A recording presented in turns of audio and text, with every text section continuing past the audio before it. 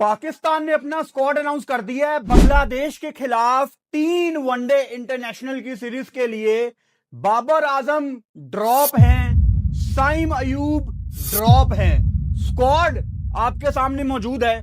शहीन शाह अफरीदी आपके कप्तान बरकरार हैं। अब्दुल समद, अबरार अहमद, फहीम अशरफ, फैसल अकरम, हारिस राउफ, हुसैन तलत, मां सदाकत को सेलेक्ट किया गया है वनडे इंटरनेशनल के लिए अगेंस्ट बांग्लादेश। मोहम्मद रिजवान आपके मेन विकेट कीपर, इनके साथ Mohammad Wasim junior fast bowler, फिर मोहम्मद गाजी गौरी जो कि दूसरे विकेट कीपर हैं इस स्क्वाड के। लेकिन लगता नहीं है कि रिजवान के होने के बावजूद इनको चांस दिया जाएगा। I don't think so. इस पे अभी जाके करेंगे बात। अच्छा, उसके बाद आपको कुछ नए नाम नजर आ रहे हैं। साद मसूद को सिलेक्ट किया गया है।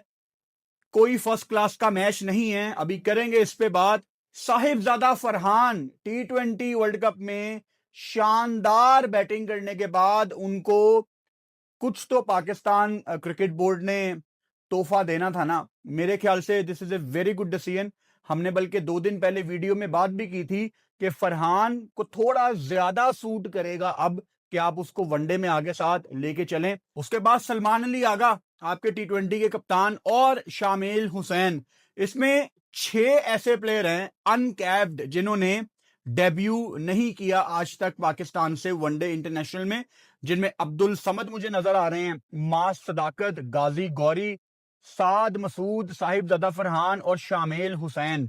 इसमें शादाब खान भी नहीं है, इसमें नसीम शाह भी नहीं है, बाबर आजम भी नहीं है, साइम अयूब भी नहीं है, इरफान खान नियाजी प्रॉबेबली होने चाहिए थे इसमें।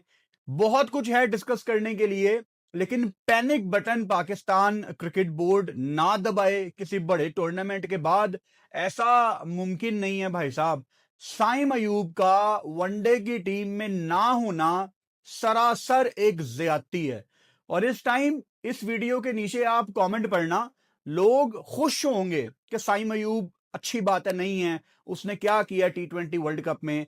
जैसा क्रिकेट बोर्ड है सेम वैसी ही हमारी आवाम है, कोई फर्क नहीं है। वो भी इमोशनल होकर सोचते हैं क्रिकेट बोर्ड वाले, और हमारी आवाम भी इमोशनल होकर सोचती है। साइम अयूब अगर T20 में नहीं चला तो इसका मतलब ये नहीं है कि आप उसको वनडे से ड्रॉप करेंगे। साइम अयूब का वनडे का रिकॉर्ड बहुत अच्छा है। वो आपको ऑस्ट्रेलिया में इंपैक्ट क्रिएट करके दिखा चुका है, वो आपको साउथ अफ्रीका में अच्छी क्रिकेट खेल के दिखा चुका है, उसने 100 किए हैं। और साइम अयूब आपको क्या करके दे यार, अभी 2 दिन पहले भी मैंने बात की थी, आप क्यों 2 फॉर्मेट्स को मिक्स करते हैं। 2027 में आपका ओडीआई वर्ल्ड कप है और आपने कितने वनडे मैच खेलने हैं यार।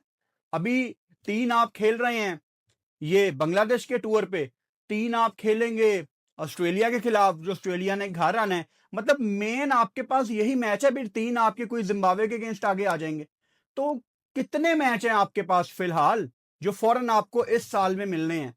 8-9 मैच हैं, और उनमें भी आप अपनी वर्ल्ड कप वाली साइड को अगर क्रिकेट नहीं देंगे तो यार इसको मैं फिर पैनिक बटन ही कहूंगा जो आपने दबा दी है। इसके अलावा आपने बाबर आजम को भी स्क्वाड में रखा। अब बाबर आजम को मेरे ख्याल से वनडे के स्क्वाड में होना चाहिए, क्योंकि जो रूल साइम अयूब पे अप्लाई होता है वही बाबर आजम पे भी अप्लाई होता है। क्योंकि आपने वर्ल्ड कप खिलाना है ना बाबर आजम को, और ऐसा नहीं है कि आप बाबर आजम को वर्ल्ड कप नहीं खिलाएंगे, आपको खिलाना पड़ेगा वनडे का वर्ल्ड कप। T20 में हम मुख्तलिफ सोचते हैं बाबर आजम के बारे में, लेकिन वनडे उसका फॉर्मेट है। वनडे एक ऐसा फॉर्मेट है जहां अभी उसने 100 भी किया श्रीलंका के अगेंस्ट। आप उसको यहां पे टाइम देते कि यार आपसे हमें वर्ल्ड कप चाहिए अगला, आपने अपनी बेस्ट क्रिकेट खेलनी है, आपको फॉर्मेट भी वनडे का बहुत ज्यादा सूट करता है। अब बांग्लादेश में जाके अगर आप अच्छी क्रिकेट नहीं खेलोगे तो आपने कहां पे खेलनी है। अब मैं जानना चाह रहा हूं, काश ये कोई प्रॉपर प्रेस कॉन्फ्रेंस होती, कोई हमें पता लगता कि बाबर को आपने ड्रॉप क्यों किया। क्या अब आप बाबर आजम को टेस्ट से भी ड्रॉप करेंगे? क्योंकि आगे आपने वेस्ट इंडीज जाना है टेस्ट सीरीज खेलने, फिर आपने इंग्लैंड जाना है। क्या आप बाबर आजम को वनडे में अब नहीं रखेंगे? मतलब गेम प्लान क्या है? क्या आपने बाबर को यह कह दिया है कि बाबर अब आपने अपनी फिटनेस पे काम करना है, आप टीम में वापस नहीं आएंगे? बहुत ही उलझा दिया है पाकिस्तान क्रिकेट बोर्ड ने ये टीम अनाउंस करके, बिकॉज सवालात बहुत ज्यादा हैं। मेरे ख्याल से वनडे की टीम में बाबर आजम को होना चाहिए। आप टी20 और वनडे के रिजल्ट को बहुत ज्यादा मिक्स कर रहे हो। अगेन आपका ODI world cup south Africa, Zimbabwe, नबीबिया में है। आपको वहां पे फखर जमान चाहिए, बाबर आजम चाहिए, मोहम्मद रिजवान चाहिए। जितना आपने इन्वेस्ट किया है इन सब के ऊपर, वहां पे आपको आपके सीनियर बल्लेबाज चाहिए बारी लगाते हुए। इसमें फखर जमान भी नहीं है, ऑब्वियसली उन्होंने इंजरी कैरी की है। अब फखर जमान के बारे में टी20 वर्ल्ड कप के दौरान मैं यही बात कर रहा था ना, याद होगा आपको, कि फखर जमान बहुत ज्यादा अब इंजरीज कैरी करता है। उसकी बॉडी अब उसका साथ उस तरह से नहीं देती, इसीलिए फखर जमान टेस्ट खेलते नहीं है। टी20 से अब उनको रिटायरमेंट अनाउंस कर देनी चाहिए विद बाबर आजम, एंड वो फोकस करें सिर्फ ओडीआई फॉर्मेट पे। अपनी बॉडी का ख्याल रखें, अपनी बॉडी को रेडी करें, सिर्फ एक डायरेक्शन में सोचें कि हमने साउथ अफ्रीका में कैसे वर्ल्ड कप जीतना है। ये आपकी सोच होनी चाहिए। अच्छा, शहीन शाह अफरीदी आपके कप्तान रिटेन किए गए हैं। मेरी राय वही है शहीन शाह अफरीदी के बारे में जो आपने 2 दिन पहले भी मेरे मुंह से सुनी। जब शहीन को कप्तान बनाया तब भी मैंने यही बात कही। शहीन शाह अफरीदी वनडे में, टी20 में, टेस्ट का तो खैर सवाल ही पैदा नहीं होता, किसी भी फॉर्मेट में शहीन शाह अफरीदी आपका कप्तान नहीं होना चाहिए। उसकी सिंपल वजह यह है, एक वर्कलोड, दूसरा उसकी इंजरीज, उसकी बॉडी जिस तरह इंजरीज कैरी करती है, तीसरा दिमाग नहीं है। जिस बॉलर को 2 छक्के पड़ जाएं तो तीसरा वो कॉम्प्लीमेंट्री खा जाता है। उसने क्या मुश्किल हालात में फैसले करने। और शहीन शाह अफरीदी को हमने श्रीलंका के खिलाफ देख लिया था ना, कैंडी में आखिरी ओवर में भाई साहब 28 करवाने लगे थे। तो एक ऐसा बॉलर जिसपे हमें ट्रस्ट ही नहीं है, वो किस तरह इतने बड़े टूर्नामेंट में पाकिस्तान को लीड करेगा। उसको खुद भी बचना है और टीम को भी बचाना है। मेरा नहीं ख्याल कि शहीन को कप्तान बनाना एक बेहतर फैसला था। अब मसला यह है कि जो गलतियां इन्होंने कर ली हैं, अब उन गलतियों पे कायम भी रहा जा रहा है। अब यू नो पीछे नहीं हट सकते ये अपने गलत किए हुए फैसलों से, और आपको उसका नुकसान देखना पड़ रहा है। उसके अलावा इस स्क्वाड में कुछ यंगस्टर डालने हैं। I have nothing against my youngsters, इन पे ही हम आगे उम्मीद लगा के बैठे होते हैं। लेकिन एक दो नाम हैं जिनको मैं यहां पे लाजमी डिस्कस करूंगा। मिसाल के तौर पे आपने साद मसूद को डाला है, ब्राइट फ्यूचर इंशाल्लाह। आपने पाकिस्तान सुपर लीग में इनको देखा, पाकिस्तान शहीन्स की टीम में इनको देखा, लेकिन एक भी फर्स्ट क्लास का मैच नहीं है। लिस्ट ए में सिर्फ 3 मैच हैं साद मसूद के, सिर्फ 3 मैच। इससे ज्यादा मतलब क्या आप इसको समराइज करेंगे? 3 मैच हैं लिस्ट ए के, आप इसकी बेस पे उसको वनडे का डेब्यू करा रहे हैं। चलो अगर आपने उसको टी20 का डेब्यू कराना होता तो मैं कह देता यार चलो बच्चे ने 24 टी20 मैच खेले हुए हैं ओवरऑल। 3 लिस्ट ए का मतलब है 50 ओवर की क्रिकेट। 3 लिस्ट ए के उसने मैच खेले हुए हैं, उसकी बेस पे आप उसको लेके जा रहे हैं वनडे की टीम में। अच्छा, इसमें आप लोग कह सकते हैं कि जी मास सदाकत भी तो यंगस्टर है ना। मास सदाकत ने फिर भी 25 फर्स्ट क्लास मैच खेले हुए हैं, एटलीस्ट वो फर्स्ट क्लास खेला हुआ है। और आपने उसका इंपैक्ट भी देखा कि उसने कितना इंपैक्ट क्रिएट किया, स्पेशली बड़े मौके पे अगेंस्ट इंडिया। तो प्रेशर वो हैंडल कर सकता है। आपने उसको पाकिस्तान सुपर लीग में भी देखा है, और लिस्ट ए में भी उसके 28 मैच हैं, थोड़ा बहुत एक्सपीरियंस है। फैसल अकरम को शुक्र है इन्होंने रिटेन किया है क्योंकि अच्छा बॉलर है। फैसल अकरम के साथ अगर एक और स्पिनर, क्योंकि बांग्लादेश में बहुत ज्यादा स्पिनर आप देखते हो, आई थिंक मेहरान मुमताज एक बहुत अच्छी चॉइस होता अगर आप उसको बांग्लादेश लेके जाते, क्योंकि इन बच्चों को आपने खिलाना है ना आगे पाकिस्तान से। और बांग्लादेश में कितनी मजे की कंडीशंस होती हैं यार स्पिनर्स के लिए। अगर बांग्लादेश में हम अपने बच्चों को नहीं चांस देंगे खुल के, स्पेशली स्पिनर्स को, and Mehran Mumtaz can bat as well, तो वो उस कैटेगरी में आता है जो नीचे से आपको रन भी करके दे सकता है। सो मैं इन बच्चों को क्रिटिसाइज नहीं करना चाह रहा, इनका बहुत ब्राइट फ्यूचर है। लेकिन एक चीज मुझे नजर आ रही है कि आपने इनमें से कुछ बच्चों को ना बहुत जल्दी पाकिस्तान टीम में डाल दिया है। इसमें हसन नवाज मुझे नजर नहीं आ रहे। अब हसन नवाज को क्या हमने नहीं बनाना? मतलब ये कैसे हो सकता है? हाउ इज दिस पॉसिबल कि आप एक बच्चे को जनरेशनल टैलेंट कहते हो? चलो यार, वो उससे गुनाह हो गया कि वो 3-4 मैचों में फेल हो गया, अब उसको किस चीज की आप सजा दे रहे हो हसन नवाज को? मतलब क्या करे हसन नवाज? अब वो इतना गंदा हो गया है कि वो अब बांग्लादेश भी नहीं जाएगा, और जिन्होंने कोई फर्स्ट क्लास के मैच नहीं खेले हुए वो बांग्लादेश जा रहे हैं। इसमें आकिफ जावेद नहीं है। आकिफ जावेद ने न्यूजीलैंड में सबसे अच्छी बॉलिंग की थी। उसको आकिफ जावेद कोच ने कहा कि तेरा एक्शन हमने ठीक करना है, तेरी जंप हमने छोटी करनी है। उसको उसके बाद किसी ने बुलाया ही नहीं। फिर आपकी टीम वेस्ट इंडीज जाती है, वो बच्चा परेशान बैठा हुआ था कि यार मुझे तो इन्होंने कहा था तेरा बॉलिंग एक्शन ठीक करना है, अगली सीरीज में ना मुझे सेलेक्ट किया ना पीछे मेरा एक्शन ठीक किया। तो अगर आपको ये लगता है कि फुरकान भट्टी आप बहुत नेगेटिव बात कर रहे हैं, यार मैं ज्यादतियों को हाईलाइट कर रहा हूं और आपके पास एक लंबी लिस्ट है जिनको आप बांग्लादेश में दोबारा मौका दे सकते थे। आपके स्क्वाड में कामरान गुलाम होना चाहिए था। क्या कसूर है कामरान गुलाम का कि उसने डोमेस्टिक के सारे रिकॉर्ड तोड़ दिए थे? अब कामरान गुलाम किसकी जगह पाकिस्तान टीम में आए थे? बाबर आजम की जगह टीम में आए थे ना। तो बाबर आजम अगर टीम में नहीं है तो कामरान गुलाम को होना चाहिए। अब आपने इस वनडे सीरीज में एक अजीब सा अपना कॉम्बिनेशन बनाना है, एक अजीब सा कॉम्बिनेशन बनाना है, और आपकी जब कोई बड़ी सीरीज आएगी आपके सीनियर वापस आ जाएंगे और कहानी वहीं से शुरू होगी जहां से हमेशा शुरू होती है। We are not learning. Again, team में कौन क्यों आ रहा है और टीम से बाहर क्यों जा रहा है, इन दोनों सवालों का हमारे पास कोई जवाब नहीं है। अब इन्होंने अब्दुल समद को रख लिया है, अब ये इरफान खान न्याजी को भूल गए।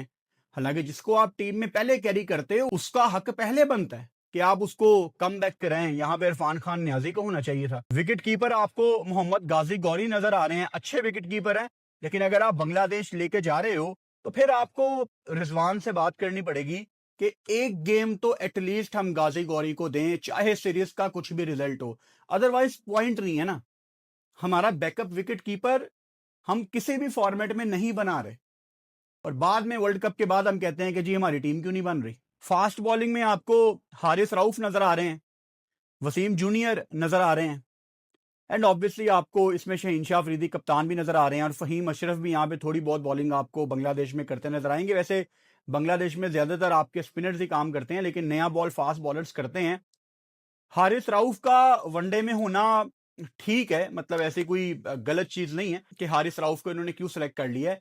अगर T20 वर्ल्ड कप आपका श्रीलंका के अलावा कहीं और होता ना, जहां पे एक एक्स्ट्रा फास्ट बॉलर की गुंजाइश होती, तो शायद ये हारिस रऊफ को लाजमी सेलेक्ट करते। ये स्क्वाड कोई परफेक्ट स्क्वाड नहीं है, इसमें बहुत ज्यादा मसले हैं और जितने मसले मैंने आइडेंटिफाई किए हैं इनमें से आप ये नहीं कह सकते कि मैंने कोई गलत मसला आइडेंटिफाई किया। ये सारी लॉजिकल बातें हैं। टोटल आपके 3 मैच हैं इस सीरीज में। पहला मैच आपका 11 मार्च को है, दूसरा मैच आपका 13 मार्च को है और तीसरा और आखिरी वनडे इंटरनेशनल आपका 15 मार्च को है। इन तीनों मैचों में मैं लाइव स्ट्रीम करूंगा, आपको टाइमिंग बता दूंगा कि किस टाइम पे मैं लाइव आऊंगा। स्क्वाड पे वापस आते हैं। साहिबजादा फरहान से मुझे बहुत ज्यादा उम्मीद है कि अब वो वनडे में दुनिया को अपना हुनर दिखाएं, क्योंकि तजर्बा साहिबजादा फरहान को इतना ज्यादा है लिस्ट ए क्रिकेट का, उनके लिए कोई मुश्किल नहीं होगा। आमतौर पे होता है कि जब आप एक फॉर्मेट से दूसरे फॉर्मेट में आते हैं तो थोड़ा सा आपको टाइम लगता है, लेकिन आई एम श्योर फरहान को टाइम नहीं लगेगा, ना ही उनको टाइम लगना चाहिए।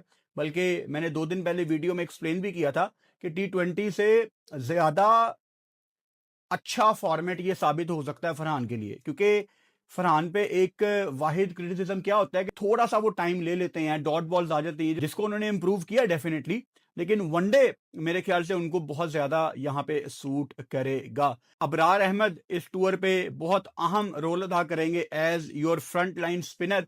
शदाब खान इसमें नहीं है, जो कि मेरा ख्याल है बिल्कुल ठीक डिसीजन है, उनको सेलेक्ट भी नहीं करना चाहिए था। परफॉर्मेंस आपके सामने मौजूद है, लेकिन अगेन कौन क्यों बाहर गया और कौन क्यों अंदर आया, ये समझ से बाहर है। अब पाकिस्तान टीम के पहले वनडे मैच में थोड़े दिन हैं, पाकिस्तान ने 8 मार्च को बांग्लादेश जाना है। अब क्या पाकिस्तान ने 2-3 दिन का कोई कैंप लगाना है? ऐसी कोई खबर फिलहाल पाकिस्तान क्रिकेट बोर्ड ने हम तक नहीं पहुंचाई, लेकिन 2-3 दिन का कैंप लगना चाहिए। ऑन द अदर साइड खबरें आ रही हैं कि पाकिस्तान के सीनियर प्लेयर्स खुश नहीं हैं माइक हेसन से। आप पढ़ ही रहे हैं ना सारी खबरें, और ये वो बातें हैं जो T20 वर्ल्ड कप से पहले, T20 वर्ल्ड कप के दौरान और अब आज सेमीफाइनल है पहला, जिसमें मैं लाइव आया हूँगा। आपने ये वीडियो देखी है तो लाइव भी मुझे ज्वाइन करें।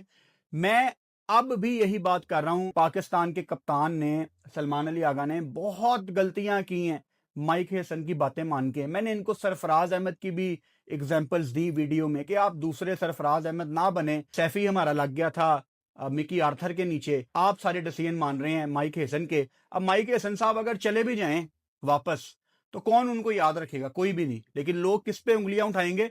सलमान अली आगा पे। यही बातें हमारे कप्तानों को समझनी है कि अगर वो एक वीक कप्तान हैं, अगर उनकी नहीं मानी जा रही, अगर उनकी नहीं सुनी जा रही, आप कप्तानी छोड़ दें। आप अनाउंस करें यार, देयर इज नो पॉइंट, मेरी टीम ही नहीं है, ये मेरे से ना पूछा जा रहा है, ना मैं अपने फैसले कर सकता हूं। तो फिर आखिर में सवालिया निशान तो आपके ऊपर आते हैं ना एज ए कैप्टन। तो खैर, अभी पाकिस्तान की सीरीज के दौरान, पाकिस्तान की सीरीज से पहले हमने बहुत ज्यादा डिस्कस करना है पाकिस्तान की टीम को, आजकल के सारे मामलात को। अभी आजकल मैं to be honest T20 world cup के जोन में हूं अभी, बल्कि मैं लाइव स्ट्रीम की तैयारी शुरू करने लगा था। पहला सेमीफाइनल है आज न्यूजीलैंड और साउथ अफ्रीका का। उससे बिल्कुल आधा पौना घंटा पहले पाकिस्तान ने